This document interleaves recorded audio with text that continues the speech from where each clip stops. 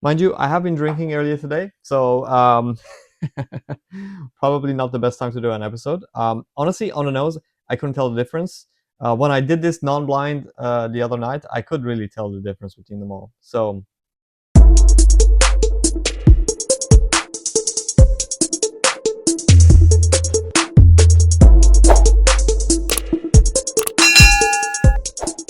welcome to the Blind Battle of the Canadians, Part 2. I'm your host Sam, and this is Whisky and SV. Alright, in tonight's episode, I will be trying to basically give you my review of the Found North Batch 8. So this is the latest release by our good friends in Boston who happen to be Canadian, who have been releasing these excellent whiskeys that are Canadian origin, but made for the American palate, meaning they basically taste like bourbons. Although they cannot officially be classified as bourbons, they are very much a bourbon lover's Canadian whiskey. Okay, so let's talk about this Found North Batch 8. It is an 18-year-old whiskey. It is distilled in Canada. The grain is 87 corn, 12% rye, and 1% barley. The maturation is ex Madeira. I love Madeira. There are no additives, and the ABV is 62.2% ABV, and that is at cask strength. So let me read to you what it says on the website about it. So it says the Found North Batch 8. At Found North, we structure our blends around one component whiskey. Um, at Found North, we structure our blends around one component whiskey. I don't know what that means. When you see maturation on our bottles, we are referring to the aging regimen for that component. Our keystone is the arch of the whiskey. Sometimes it makes up 50% of the blend, and sometimes it makes up 5% of the blend. But it is always the foundational piece of the whiskey. In case of batch 8, we used a vibrant 18-year-old rye barrel in ex Madeira cask. Rye barrel in ex Madeira cask. Rye barrel in an ex Madeira cask. That's weird. What does that even mean? This component makes it with barrel in a cask. What the fuck? This component makes up 4% of the blend, but it dominates the profile, releasing blackberry and fig puree on the nose and a wild grain earthstone on the palate. The ex Madeira aged rye was unruly and vivacious. Okay, so the ex Madeira aged rye was unruly and vivacious. Okay, so it's basically rye that was put in a Madeira cask, requiring our separate corn components to round out the profile and give the whiskey its shockingly creamy texture. To accomplish this, we blended a 22-year-old corn component in new wood, a 23-year-old corn component in new wood, and a 23-year corn component in ex-bourbon, and our favorite, a 26-year-old component in Hungarian oak. Lastly, we used a 19-year Hungarian oak aged rye to provide batch 008 with the spicy backbone and the texture on the finish. So the flavor notes. So you can see it's like it's a very complicated blend, but basically they're claiming that the dominant note is the rye that was finished in those Madeira casks. All right, the nose smells of freshly baked blueberry muffin with a swirl of blackberry buttercream frosting. The muffin is caked with a glaze of cane sugar, resting atop of dried figs and apple crisp. The whiskey lands on the palate, bright, fresh, and cooling like the first breath of autumn morning. The palate erupts with a mixture of tangy, tart sweetness, homemade whipped cream, apple cider donut that fell into a pile of freshly fallen leaves. Okay, that's quite a lot of embellishments. Let's. I'm going to stop reading that. I think I have tried this before, as you can see. I think it's a good whiskey. I do like it a lot. I thought it was quite similar to the PX on the palate. The noses were different. And they were both very different from the batch 4, which was the Hungarian oak. So the idea of this episode is I'm going to do a blind of this latest batch 008 against the batch 006S, the second summit, which was finished in PX casks. And I'm going to put those two up against the 18-year-old that is batch 004. And this is just as Hungarian oak, and it's 62.4%. So I believe I've done the uh, batch 6S in my previous episodes, and I liked it a lot. I also have the 17-year-old that was not finished in PX, and I think since these two are both finished in some sort of fortified wine, it makes sense that in my tasting, in my non-blind tasting, I found them to be similar. Okay, without further ado, let's pour these and do our tasting. So, number one will be the batch 008. Batch 2 will be the PX, and I'm freewheeling it here because I think these are, similar enough that I don't think they're going to be easy to tell apart in these Glencairns. All right, I'm on fire tonight, so let's go. Okay, so as I said, the idea of this episode is that I want to know if batch 008 is offering anything different or if it's more of the same. As you know, I'm a big fan of pretty much every single Found North batch that I've tried, and I'm really curious to know if this one is gonna stand up pretty well next to the old ones, and if it makes sense for you to purchase it. Okay, so let's go.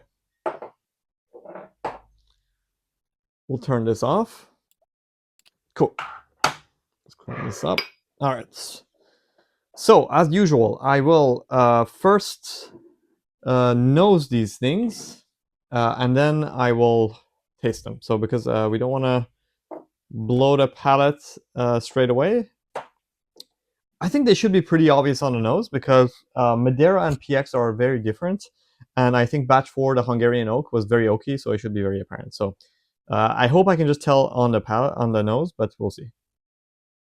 Okay, I can't really tell. I think I get it does seem like it has some sort of like fortified wine characteristic to it, but what I remember, it does. I think this is the batch 008 because I was getting more of a honey note on it rather than a sherry note, which is I'm not really sure why, but I guess because Madeira. I don't know what kind of Madeira it is, but okay, let's see this one. Very similar. Can't tell. I cannot tell. Let's go to the third one. Mind you, I have been drinking earlier today, so probably not the best time to do an episode. Honestly, on the nose, I couldn't tell the difference. When I did this non-blind the other night, I could really tell the difference between them all. So let me go one more time. Can't tell.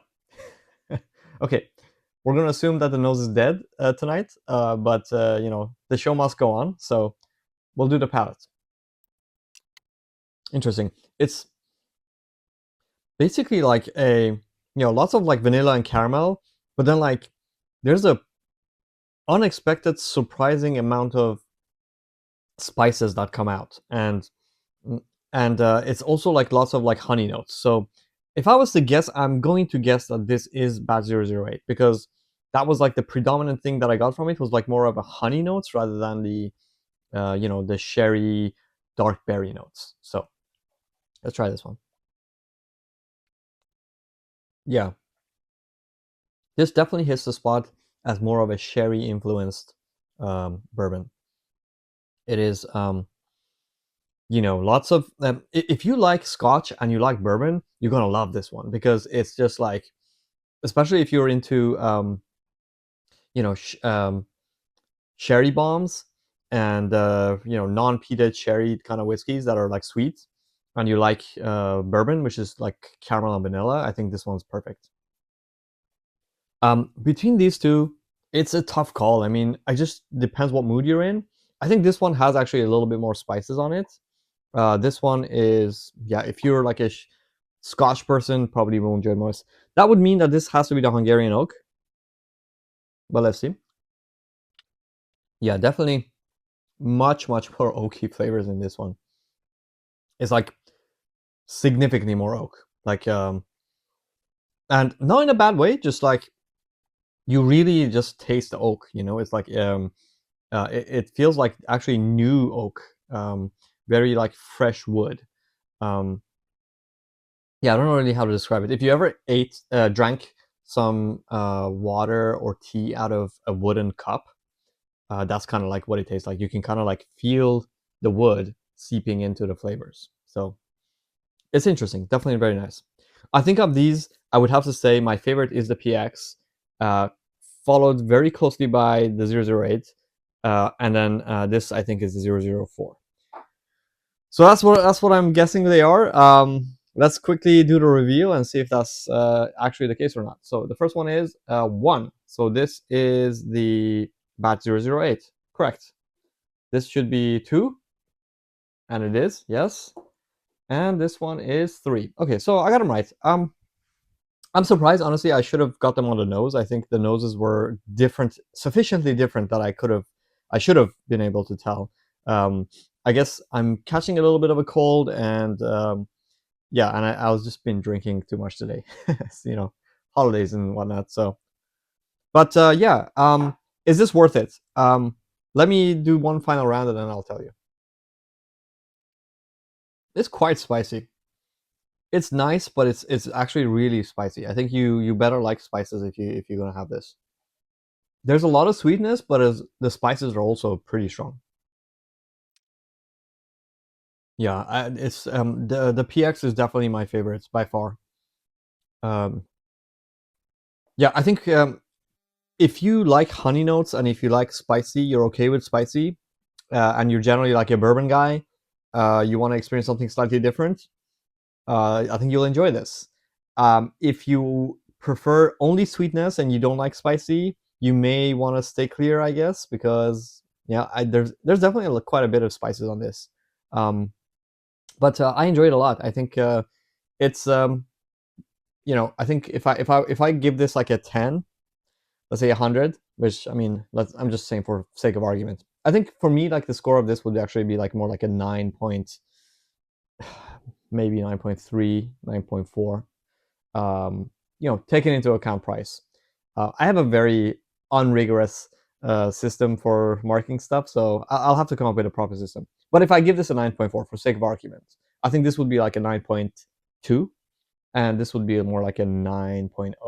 So, you can scale that up and down depending on all the whiskeys, but just like that's kind of the range that I think about in terms of like relative goodness. So, okay, I'm going to try to keep this one short. Thank you for tuning in, and I hope you had a great Thanksgiving and enjoy the rest of the holiday season. And yeah, hopefully we'll do an episode on my 50th episode with Layli, and that should be super exciting. Okay, well, take care and have a good one. See you in the next one.